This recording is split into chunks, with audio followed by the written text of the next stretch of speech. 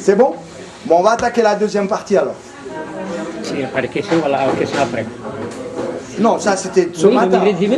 Bon, on intégrera ça dans le... Hein? Bon. La question des retraites. Allô?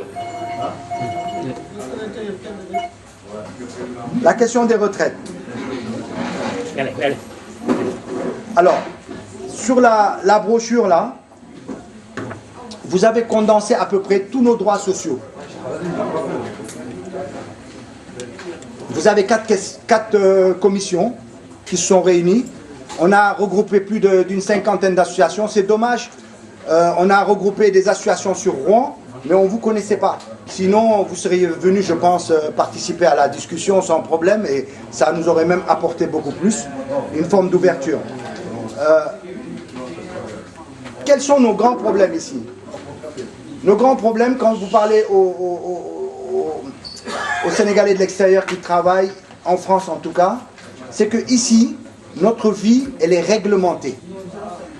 Notre vie, c'est pas comme les Sénégalais qui sont aux États-Unis, c'est pas comme les Sénégalais qui sont en Italie, c'est pas comme les Sénégalais qui sont en Espagne, c'est pas comme les Sénégalais qui sont au Danemark, dans les pays du froid là, etc. Ici, nous sommes réglementés avec l'État français. Parce que nous avons une histoire qui est tracée ici. Depuis les premiers tirailleurs sénégalais qui sont arrivés de Marseille, jusqu'à maintenant, en passant par les Blaise Diagne et tout ça, toute notre vie a toujours été structurée par des accords. Donc notre présence en France, elle est liée par ces accords-là. Aucune association n'y peut rien, aucun Sénégalais n'y peut rien. Il n'y a que l'État sénégalais qui signe avec l'État français. Or, nous avons des accords qui datent de 1980-82, depuis Abdou Diouf. Et depuis lors, ça n'a pas bougé. Donc, nous avons pensé qu'il fallait que ça bouge. Et depuis longtemps, les gens pensent que ça bouge, ça devrait bouger. Et donc, en 2012, on s'est regroupé, plusieurs associations, et on a essayé de systématiser toutes les revendications des générations d'avant nous jusqu'à maintenant. Et donc, depuis les Salinongo et autres, on est remonté jusqu'à ça, pour structurer ça. Et on a fait une brochure qu'on a donnée au premier président qui est arrivé. Le premier président qui est arrivé après, en avril 2012, c'est Macky Sall, le président Macky Sall. On lui a remis. On a remis ça à tous les députés. Tous les députés, ils ont cette brochure. Le président là, tous les ministres l'ont. Ils l'ont reçu individuellement, main par main. On s'est assuré à chaque fois que tout le monde le reçoit. Ils l'ont étudié. Et en 2013, en octobre 2013, le ministre du Travail nous a rencontrés au consulat du Sénégal. Nous avons finalisé ce document-là, qui était un avant-projet de la resignature des conventions.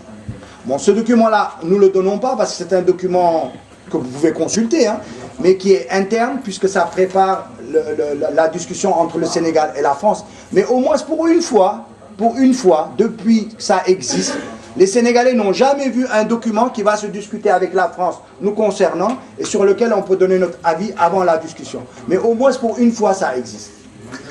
D'accord? Et en plus de ça, l'essentiel de ce qui est dedans, c'est en phase avec ce que nous disons ici. C'est pratiquement la même chose. Donc ça va être discuté en fin janvier, début février, espérons que ça passe. Alors qu'est-ce qui va être discuté dedans? Ce qui va être discuté dedans, par exemple, on prend la question de la sécurité sociale. Si vous regardez la sécurité sociale, le grand problème qu'on a, c'est que nous, on cotise à la sécurité sociale. Nos enfants ne sont pas toujours là. Nos femmes ne sont pas toujours là. Souvent, on est seul. Ou bien le Sénégalais gérant d'entreprise, il cotise doublement aussi. Il paye la taxe patronale et il paye sa taxe en tant que salarié. Et souvent, on n'en bénéficie pas parce que nos ayants droit ne sont pas ici. D'accord? Ou bien quand ils sont ici aussi, ça ne suffit pas parce que quand on rentre au pays, ils tombent malades, on veut qu'ils soient pris en charge là-bas. Donc, on veut que les accords de santé, quand nous travaillons ici, quand on rentre au pays et qu'on tombe malade, on veut être soigné et rien payer. Et que la caisse de sécurité sociale sénégalaise envoie une facture à la sécurité sociale française, elle rembourse. Parce que nous cotisons, quand en Europe, un Français se déplace, il tombe malade, il est pris en charge par la sécurité sociale française. Donc, nous demandons à l'État sénégalais d'aboutir à des négociations pour que la sécurité sociale française prenne en charge nos enfants qui tombent malades là-bas, qui ne sont pas ici avec nous, ou nous prenne en charge nous-mêmes et nos familles quand nous allons au pays que nous tombons malades, sans pour autant avancer de l'argent et pour être remboursé après. On veut que ça se fasse entre les deux organismes directement. Qu'ils voient les moyens, comment le faire. Mais nous, on veut être pris en charge. Parce qu'on cotise et c'est normal. Quand le travailleur immigré, il a fait son travail jusqu'à 65 ans, il a cotisé, quand est-ce qu'il a besoin d'être pris en charge au plan santé? C'est quand on vieillit en général. Et c'est à ce moment-là qu'on a tous les problèmes pour être soigné. Pourquoi? Parce que quand on rentre au pays, on reste là-bas un peu, on tombe malade, on ne peut pas se faire soigner, il faut coûte que coûte courir revenir ici, parce que ta carte de sécurité sociale, ta carte vitale n'est valable qu'ici. Mais c'est une hérésie. On veut être pris en charge, y compris quand on en a le plus besoin, ça veut dire à la retraite. On veut être pris en charge. Et donc ça, ces questions-là sont clairement avancées ici. La sécurité sociale, le directeur de la sécurité sociale du Sénégal était dans la discussion en octobre 2013 avec nous. Il est clairement d'accord avec ça et ils l'ont clairement notifié là-dedans. Donc ça veut dire, si jamais ces choses-là passent, vous pouvez dire vraiment que c'est une très bonne chose pour nous, parce que non seulement nos enfants qui sont au pays, mais en même temps ici, nous, quand on va se déplacer au pays, on sera pris en charge en cas de pépin. Jusqu'à présent, le gouvernement sénégalais a toujours refusé de signer ça, parce qu'il disait que derrière, ça leur coûtait cher ou pas cher. Mais nous, je dis, vous réglez ça comme vous voulez. Nous sommes des citoyens sénégalais, on vit à l'étranger, on paye les taxes comme tout le monde, on nous enlève ça de nos salaires, on veut en bénéficier. Sinon, qu'on nous enlève les taxes qu'on nous met sur nos salaires, et à nous de prendre notre propre assurance individuelle ou de groupe. Voilà. Donc ça, c'était sur la question de la sécurité sociale. Ensuite, vient la question des allocations familiales. Alors les allocations familiales, c'est le gros problème. Nous avons des enfants qui ne sont pas là. On doit nous rembourser jusqu'à entre 4 et 6 enfants en général. Les allocations acceptent de nous rembourser entre 4 et 6. Cet argent-là, on sait que c'est tant d'argent par tête d'enfant. Quand ça va au pays, tu envoies ta femme aller prendre l'argent, ou bien tu envoies un de tes ayants droit aller prendre l'argent. Quand il va prendre l'argent, on lui dit, c'est 35 000 CFA. Tu lui dis, mais c'est quoi les 35 000? Il dit, moi je ne sais pas. J'ai reçu l'argent, tu as droit qu'à 35 000. Tu viens voir ici les allocations, tu leur dis, mais pourquoi on ne donne que 35 000? Il dit, moi je ne sais pas. J'ai donné à l'État, il vous a donné 35 000. Toujours on est comme ça. Personne ne nous explique pourquoi on reçoit 35 000 CFA, pourquoi c'est pas plus, pourquoi c'est pas moins. On n'arrive pas à comprendre. Et Dieu sait que par enfant, si tu calcules, c'est beaucoup plus que 35 000. Alors l'État sénégalais à un moment donné disait que il nous aligne au même titre que les allocations familiales au niveau du Sénégal par tête d'enfant. Nous on est désavantagés, on cotise ici, on reçoit une certaine somme, on nous les envoie au pays pour nous les donner, l'État sénégalais nous dit non, je vais vous mettre au même niveau que les gars du Sénégal. Ça ne va pas pour nous, premièrement. Deuxièmement, cet argent-là, quand on le reçoit qu'à Dakar. C'est-à-dire que nos familles quittent leur village, traversent le pays entier pour venir à Dakar, font la queue et tout ça, pour qu'on leur donne 35 000. Ça ne paye même pas le voyage. Mais ils se foutent de qui là? Ça ne va pas. Donc on veut que des bureaux soient ouverts le plus proche de chez nous. C'est-à-dire qu'aujourd'hui, le Sénégal a ouvert un bureau à Matam, un bureau à Bakel. Il faut que ça continue. Il faut le faire dans tous les pays, le plus proche des gens qui en ont besoin. On n'a pas besoin de se déplacer plus que l'argent qu'on reçoit. C'est une perte. D'accord? Donc, ils ont accepté de discuter avec les allocations familiales pour clarifier ça de façon claire. Où est cet argent qu'on nous doit pour nos enfants qui sont restés au pays, qu'on nous les donne clairement et qu'on nous n'enlève pas. L'État sénégalais nous disait à un moment donné, il nous taxait chaque fois par mois, il nous taxe une certaine somme sur l'argent qu'on reçoit. Or, il nous les donne une fois par trimestre. Et il nous enlève 3 fois la taxe. Et on ne les voit qu'une fois par trimestre. C'est du vol. Si tu nous taxes comme quoi, pour nous donner notre argent, tu nous payes une taxe. Tu ne payes pas une taxe mensuelle, tu nous payes une taxe trimestrielle, mais qu'une fois. Mais tu ne vas pas le faire 3 fois dans le mois, puisqu'on ne te voit qu'une fois. Donc voilà, d'ailleurs, le ministre était d'accord. Hein, le ministre était d'accord sur tout ce qu'on avait dit. Toutes ces choses-là, ils vont le négocier au niveau des allocations. Et vous allez voir, je vous assure que ces choses-là, pour vous peut-être ça ne veut rien dire, mais en tout cas, franchement, si ça passe, ça va clarifier la chose à beaucoup de gens. Parce que c'est très important pour eux. Bon, arrive la question maintenant des retraites. Et je vous donne juste un exemple. Vous prenez par exemple un enfant marocain. Un enfant marocain, il a à peu près entre 10 000 et 12 000 CFA qui touche par tête d'enfant. L'enfant gabonais, il touche 8 000. 8 000 CFA. Et nous, on touche 6 000. Pourquoi? L'enfant sénégalais touche moins, moitié moins qu'un Marocain. Qu'est-ce qui se passe? Qu'est-ce qui se passe? C'est ça qu'on veut des explications. Alors le ministre m'a dit c'est parce qu'on bénéficie d'autre chose. Mais je dis on bénéficie de quoi? Dites-nous-le. Parce qu'on n'a jamais vu l'accord. L'accord entre le Sénégal et la France, il n'y a pas de document. Donnez-le-moi si ça existe. On ne le voit pas. Et nous on pense qu'on fait des accords pour nous, pour notre vie ici, pour nos femmes, nos conditions de vie ici. On a le droit d'être informés. On a le droit de pouvoir lire l'accord. Il n'y a rien de secret dedans. Ce n'est pas des ventes d'armes quand même. Voilà, donc on veut des accords traçables, ouverts, sur lesquels nous on a le droit de donner notre point de vue. Et c'est ça qui est formidable, c'est qu'aujourd'hui l'État accepte de jouer ça, mieux accepte qu'on les accompagne dans la négociation, ce qui n'était pas le cas avant.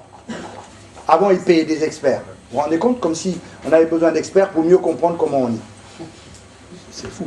Bon, maintenant la question des retraites. Donc sur les retraites, c'est quoi le problème? Le problème, c'est que on a d'abord les retraites les plus basses. C'est normal. Pourquoi c'est normal? Parce que quand on vient ici, on nous donne les travaux où personne n'en veut, on n'arrive pas à évoluer en plan de carrière. Pourquoi? Parce que le Sénégalais, il est seul dans son cadre de travail.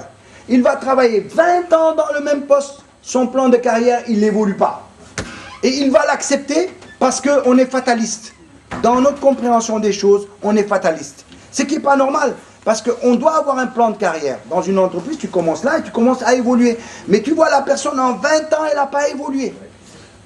Donc, il ne faut pas s'étonner après qu'on ait les retraites les plus basses. La première chose. La deuxième chose, quand on vient ici, on a travaillé au pays quelquefois, mais quand on vient ici, en général, on a 22, 23, 25 ans au démarrage. Au pays, on a travaillé, mais ce travail n'a jamais été validé. C'est-à-dire que notre cotisation, nada, il n'y en a pas. C'est-à-dire qu'on commence réellement à cotiser ici.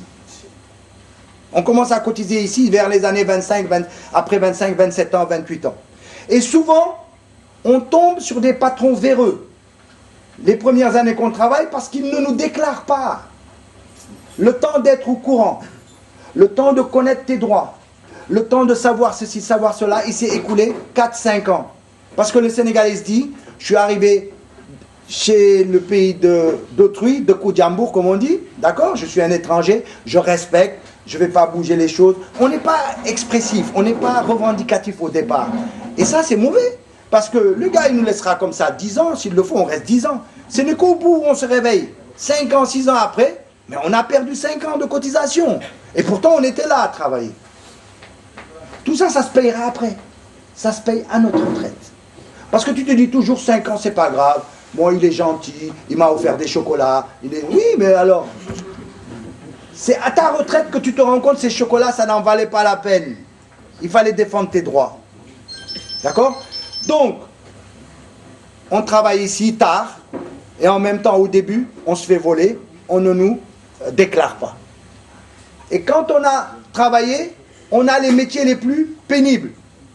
On a les métiers les plus difficiles. Ça, c'est donné que ce sont les étrangers qui sont les métiers les plus pénibles.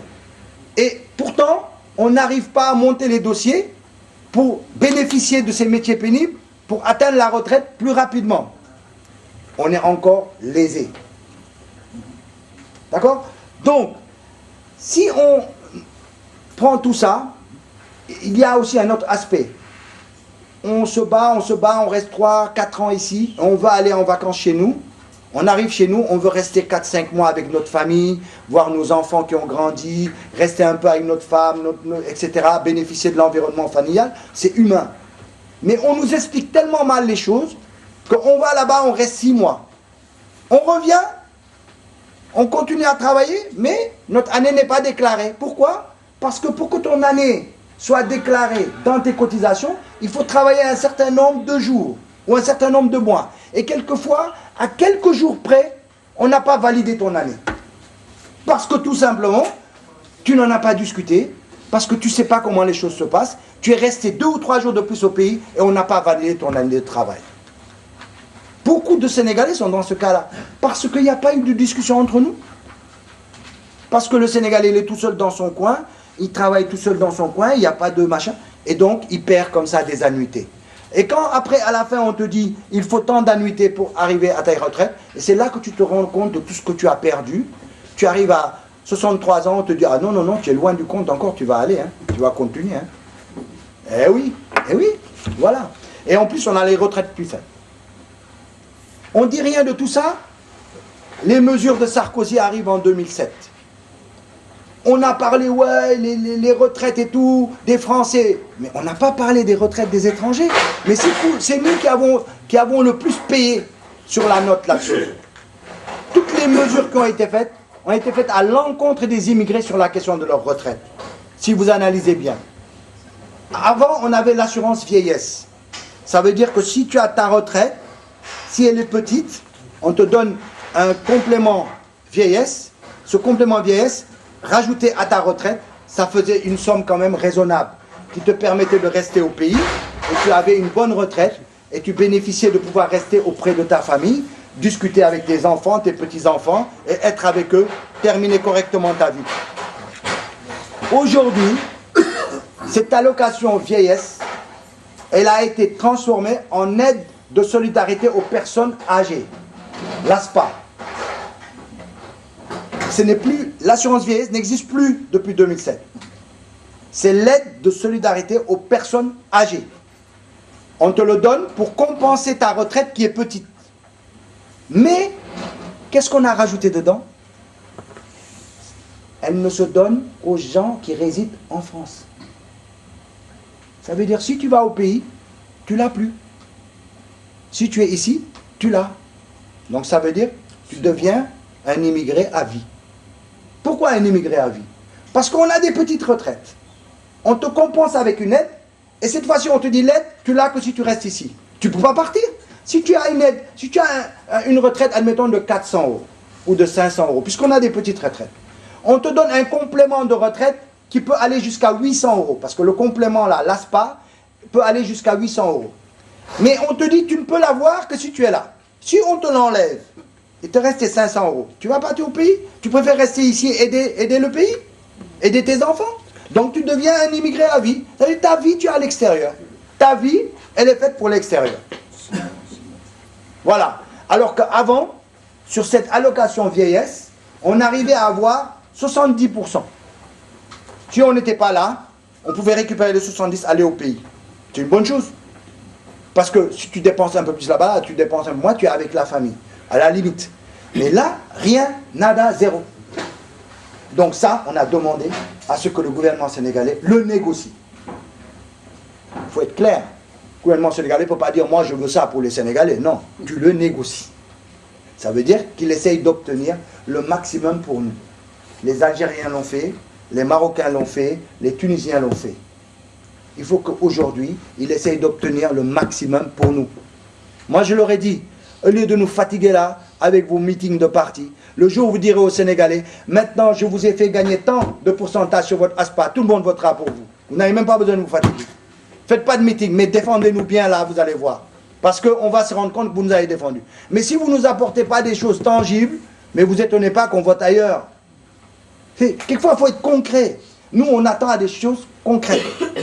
Donc ça, c'est de la négo. Et on demande à ce qu'ils négocient le mieux pour nous. Parce que c'est vital pour nous. On a des petites retraites, d'accord? Et on veut absolument que cette somme-là, qu'on puisse en bénéficier. Sinon, qu'est-ce qui se passe aujourd'hui?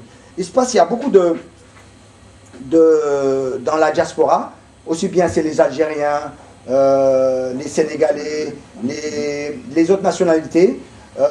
Qu'est-ce qu'ils font? Ils créent ce qu'on appelle des structures qu'on appelle arbres à palabres. Qu'est-ce que c'est l'arbre à palabres? Qui sont financés. Ça veut dire que les personnes âgées restent ici pour recevoir leur argent. Mais comme ils sont au foyer, ils se lèvent le matin, ils n'ont rien à faire. On les prend, on leur dit, on se retrouve tous les jours dans tel café. Ils viennent, ils rentrent, il y a la télé, on peut discuter, il y a les jeux de dames, quelqu'un qui a un problème de papier, on lui explique, on travaille et tout, jusqu'à midi. Midi, hop, tout le monde part. Le gars, il va chez lui, l'autre, il va dans son foyer, il fait sa popote, sans manger et tout, etc. Il mange. Après, 2 heures, 2 heures et demie, après la prière et autres, il vient, paf, il s'assoit. On s'assoit jusqu'à 17 heures. Quand c'est fini, on discute et tout. À 17 heures, hop, le gars, il rentre chez lui, comme s'il avait travaillé sa journée. Voilà ce qu'on a créé.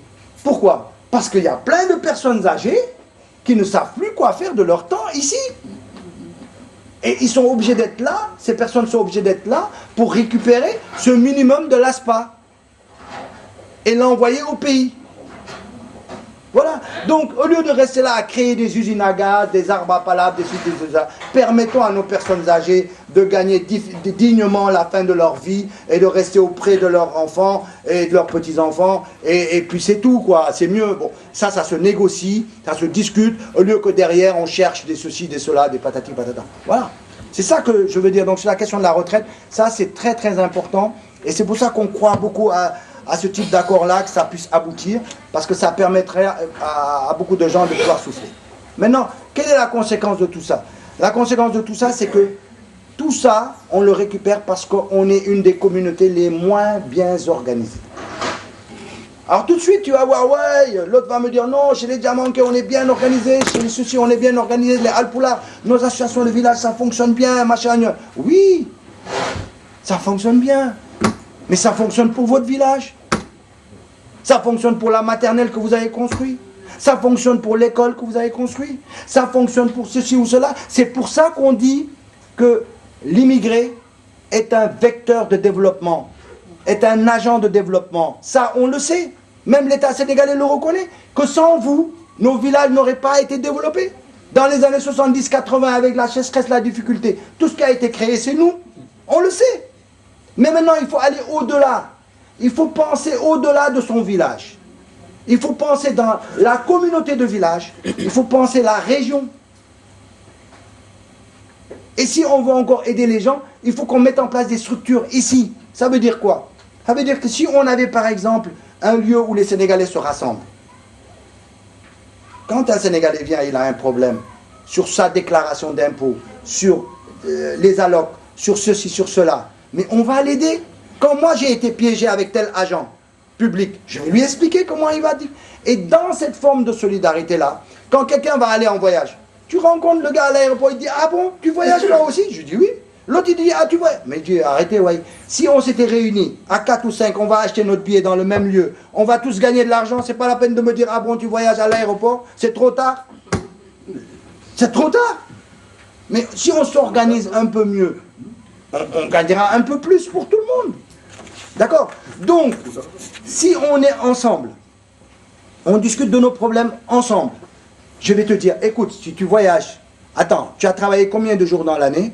Voilà, j'ai travaillé... Ben, écoute, tu ne peux pas t'absenter plus de 53 jours. Parce que si tu t'absentes plus de 53 jours, ton annuité ne sera pas valide.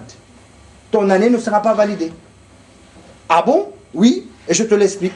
Après, tu vas voir l'agence, si tu veux, pour vérifier. Il va te l'expliquer. À partir de ce moment-là, tu dis, écoute, les gars, où je reporte mon voyage, en tout cas cette année, je ne peux pas rester plus de 53 jours auprès de ma famille. Parce que si je reste un jour de plus, je perds mon année d'annuité de retraite. Et oui, la société, elle est structurée. Si vous n'êtes pas structuré dans votre tête, elle est structurée. Et on est perdant.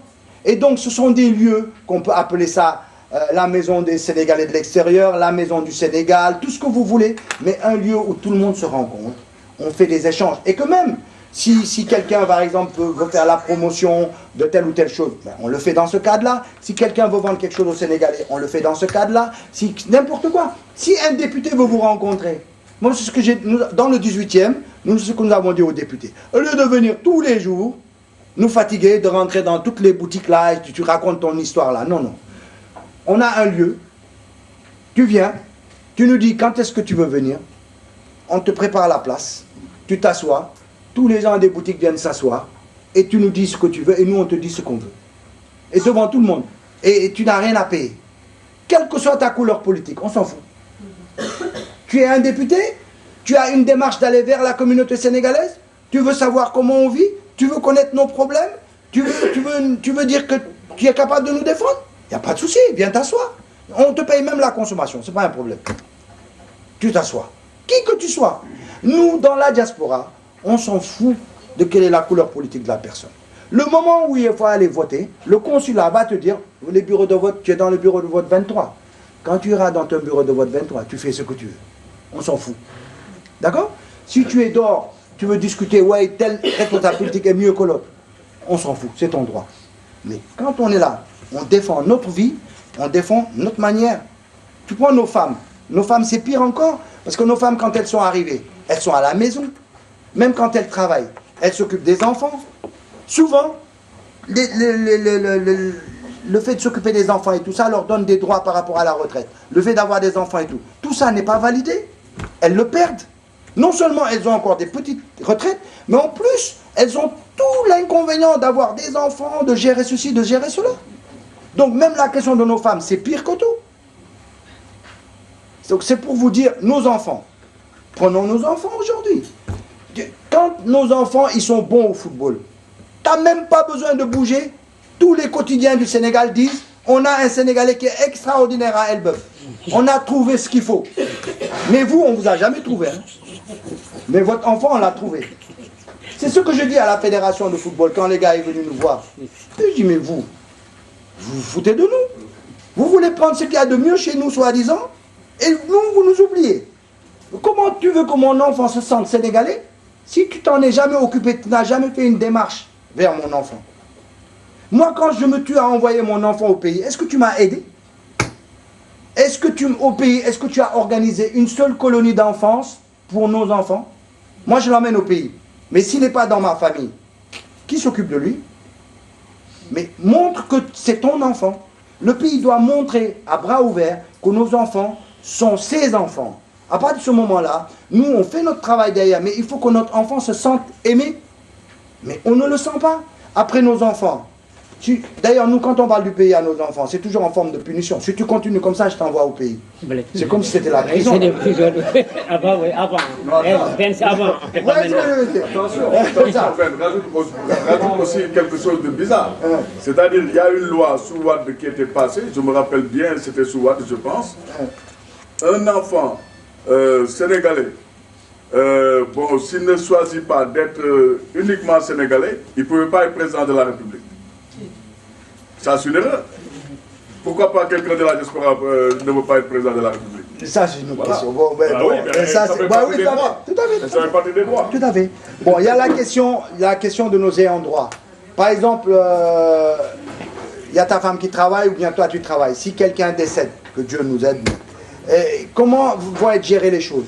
Tu as ta femme qui est au pays, ou bien la femme elle est là, son mari est au pays, les papiers ne sont pas bien faits, tu vas courir pendant 2-3 années avant de récupérer des indemnités qui sont dues. Combien on voit nos mamans ou bien nos papas qui sont là dans ces conditions-là et qu'on veut aider à retrouver cette situation. Donc vous voyez qu'on a tous intérêt à être ensemble, à mettre les choses sur la table et à se battre pour que l'État nous aide aussi, pour que nous puissions structurer tout ça. Parce que toutes les premières personnes qui sont venues dans les années 70-80, maintenant c'est l'année de la retraite, c'est les années de la retraite. Donc maintenant nous avons fait des enfants qui se sentent ici comme ils se sentent là-bas. Il faut qu'on fasse ça. C'est-à-dire aujourd'hui, travailleur immigré, c'est plus quelqu'un qui dit « moi je retourne qu'au pays ». Il va penser dans ce qu'on appelle le double espace. Il va penser ici et là-bas. Pourquoi? Parce que si je rentre au pays, j'ai besoin de me soigner, j'ai besoin de venir voir mes enfants, qui vont avoir des enfants, donc des petits-enfants qui seront là, donc j'ai besoin de revenir aussi les voir. C'est une partie de moi qui est là. C'est plus possible de dire je suis qu'au village, c'est pas vrai ça. Vous êtes dans les deux espaces. Vous êtes dans les deux espaces. Donc on doit partir et revenir. Donc on doit s'assurer d'être bien ici et là-bas, parce qu'on a cotisé pour être bien ici et là-bas. Et nos enfants qui sont là-bas, pareil. Donc il y a un piège qu'il faut refuser aussi, mais ça je pense que c'est bien ancré, c'est la question de la carte de retraite. Je ne sais pas si vous êtes au courant. Bon, l'État français a mis en place ce qu'on appelle la carte de retraite. Pourquoi? Parce que nous, quand on est à la retraite, avec nos cartes de 10 ans, on va au pays. Quand on va au pays, on ne peut pas rester plus de 6 mois dehors. Si vous restez plus de 6 mois dehors, vous perdez l'ASPA, par exemple. La vieillesse. Mais maintenant, on perd l'ASPA, carrément. Donc, on part, on revient, on part, on revient. Alors, ils ont dit, mais au lieu de vous fatiguer, à chaque fois de demander des visas, je vous donne une carte de retraite, vous n'avez plus besoin de visa. À première vue, tu dis, c'est une très bonne idée. Parce que tu prends ta carte de retraite, tu pars, tu viens, tu pars, tu viens, tu passes plus à la case ambassade pour chercher un visa. Mais tu n'es plus résident. Si tu n'es plus résident, tu n'as plus droit à la sécurité sociale. Vous voyez ce que vous lâchez? C'est-à-dire vous venez ici pour faire soigner, vous payez. Or, c'est hyper important d'être pris en charge. Et si vous n'êtes plus résident, parce que vous n'êtes plus considéré comme résident avec la carte de retraite, vous perdez tous vos droits liés à la résidence. Donc vous n'êtes plus pris en charge. Donc on dit aux gens, ne prenez jamais la carte de retraite quand on vous le propose. Mais par contre, nous on se bat, on demande aux négociations que les avantages de la carte de retraite soient reversés sur la carte de 10 ans. Ça veut dire qu'avec la carte de 10 ans, qu'on ne puisse pas demander de visa. C'est ça qu'on demande. D'accord? Je ne sais pas si elle va être accordée, mais c'est ça l'idée. Mais la carte de retraite, on a assez dit qu'il ne faut pas la prendre, c'est un piège. C'est l'autre qui l'a mis en place, Chevènement. D'accord? Il y a longtemps. Et pour remplacer, soi-disant, une de nos revendications, c'est du n'importe quoi ici. Et il allait nous avoir, c'est tout. Donc voilà, grosso modo, ce que je voulais vous dire, en attendant que le débat s'ouvre, sur la question des retraites. Évidemment, il y a beaucoup d'autres choses. Il y a la question de nos enfants, la difficulté d'éducation qu'on a, les problèmes de délinquance, que si vous voyez, franchement, dans plein de communes, dans plein de villes, il y a plein de jeunes Sénégalais qui sont en prison. Ça, il faut que vous soyez conscients de ça. Il faut que vous soyez conscients, dans la communauté, il y a plein de difficultés. Et que, bon, c'est pas nos mamans, c'est pas nos papas qui sont seulement responsables. Ils sont responsables à un moment donné. Bon, bien qu'il faut comprendre, quand tu travailles, tu fais les 3 x 8, tout ça, tu pars, tu viens, il y a plein de choses que tu ne maîtrises pas. Il y a la maman qui se débrouille pour gérer ses enfants au maximum, au hasard de rencontres malencontreuses, ou bien des rencontres qui ne sont pas bonnes, ton enfant il prend une certaine direction, et puis voilà, et tu as des difficultés après, etc., etc., etc. Aujourd'hui, ce n'est pas le diagnostic qui est important. Si, il est important pour savoir un peu, mais c'est comment on solutionne. C'est pour ça qu'on a besoin de consulats dynamiques. Si on a un consul ou on a des consulats où les gens disent, vous venez, ah maintenant vos cartes dentaires, on les a en 24 heures. Hein. Vos passeports maintenant, vous les avez vite. Oui, oui, d'accord, c'est bien, c'est déjà bien, parce qu'avant on les avait difficultés. Mais il n'y a pas que ça. Il faut t'intéresser à la vie de la communauté. Il faut t'intéresser à plein de choses. Il faut essayer de permettre aux Sénégalais de voir autre chose, d'essayer d'avancer. Par exemple, vous prenez des appartements. Vous allez être en contact avec des Sénégalais du pays dans des appartements. Qui mieux que nous peut les aider à comprendre la notion de copropriété? Puisque nous vivons dans des appartements avec différentes nationalités. On paye des frais de syndic. On sait le droit de chacun, ça commence où, ça s'arrête où. On a conscience de ça. Au pays, je ne crois pas. Donc il va falloir qu'on tire aussi les gens du pays pour aller ensemble parce qu'on a une expérience à retransmettre, etc., etc. Donc voilà globalement ce que je voulais dire. C'est les notions de solidarité, les notions de pointe du doigt, ce qui va être discuté en fin janvier, début février, en espérant que ça puisse aboutir. Je vous remercie. Merci, M. Ben. M. Raymond, vous voulez dire un mot avant d'aller là-bas? Oui, avant d'aller là-bas. Ouais. Je pense que je vais aller très vite. Bon, moi je pense qu'au moment où l'État est en train de réfléchir sur les questions du droit du sol, il est important de rappeler une chose. Déjà, c'est une vieille revendication.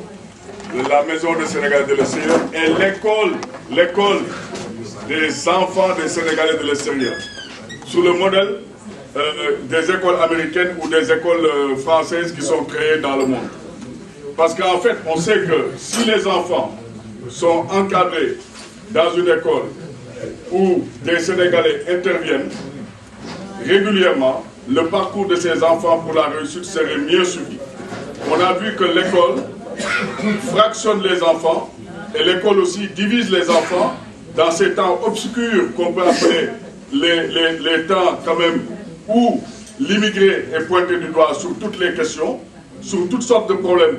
On pointe du doigt toujours l'immigré, on ne pointe pas les maladies qui touchent cette société.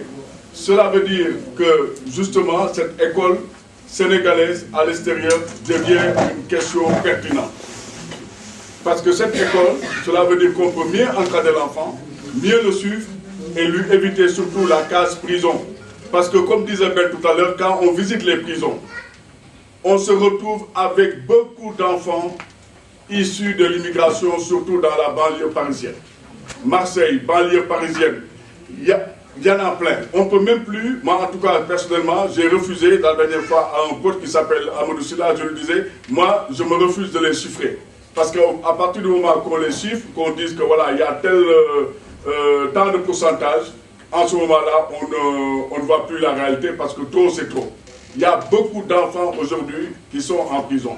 Et ça, c'est les lois Perben, c'est les lois Sarkozy et toutes les lois qui ont été passées sur ce qu'on a appelé la tolérance zéro. Moindre faux pas, tu vas en prison. Et du moment qu'on bousille le casier judiciaire des enfants, effectivement, l'enfant qui ne peut plus travailler, qui n'a plus de remise quelque part, quel qu'en soit alpha, qui a un casier judiciaire déjà chargé, cet enfant-là ne peut plus intégrer l'armée française, ne peut plus intégrer la police française, ne peut plus intégrer les douanes françaises, ne peut plus intégrer nulle part. Lui-même, il est désintégré. Il ne lui reste qu'une seule chose, c'est-à-dire prendre la rue et devenir un délinquant, c'est-à-dire faire l'école de la rue. Et ça, toutes les mères de famille qui sont là ont des expériences, ou bien les pères de famille, parce qu'ils ont des amis un peu partout qui peuvent leur renseigner sur l'état de cette situation. Donc l'école sénégalaise, sous le modèle des écoles américaines et françaises, devient une réalité. On peut bien le bâtir, soit sous forme d'école privée, et c'est ça le rôle de l'APIX, et c'est ça que j'ai appelé moi le cadre. Le cadre, c'est une intégration générale où on tire l'économie qui nous nourrit vers une économie qui nourrit aussi le Sénégal. C'est ça que j'ai appelé le cadre. Le cadre, c'est quoi? C'est à partir des magasins de distribution, faire de l'assurance, vendre de l'assurance à nos populations, capter cet argent-là, vendre aussi la téléphonie, ce qui est possible, vendre aussi les transferts d'argent, ce qui va participer au co-développement, parce que nous allons tirer ce que nous consommons vers notre pays, et surtout créer des mutuelles de solidarité sénégalaise. Dans ces mutuelles-là, on peut protéger la famille ici et la famille au Sénégal. C'est ça le co-développement. Et attirer maintenant les banques sénégalaises à financer les entrepreneurs sénégalais qui sont là en France pour maintenant décoller une économie comme les Chinois, comme les Pakistanais, comme les Hindous. Mais ce qui est malheureux dans cette communauté, il faut le dire, on est toujours, depuis 1979, quand il y a eu le premier crash pétrolier et qu'on savait que l'immigration était quasiment finie dans la tête avec Giscard d'Estaing et tout, on a continué un modèle à alimenter l'économie française d'immigrés qui venaient d'Afrique et par tous les moyens. Donc l'immigration, c'est nous qui nous battons sur le terrain. Donc aujourd'hui, si on veut faire des choses en direction de nos populations, nous devons au moins avoir la capacité d'être indignés, de nous indigner et d'indigner nos populations.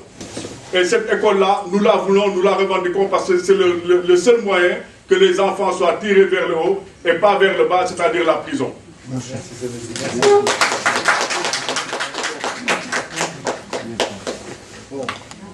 On va laisser la là, comme M.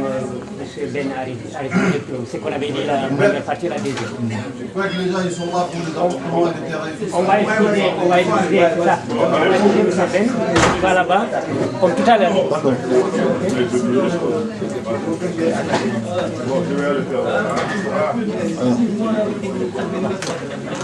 Bon. Pour les gens qui sont venus pour avoir des informations pour les appartements, M. Semedo est à votre disposition là-bas à Langue. Partout, de chacun, il attend son tour. Ouais. Vous passerez un par un.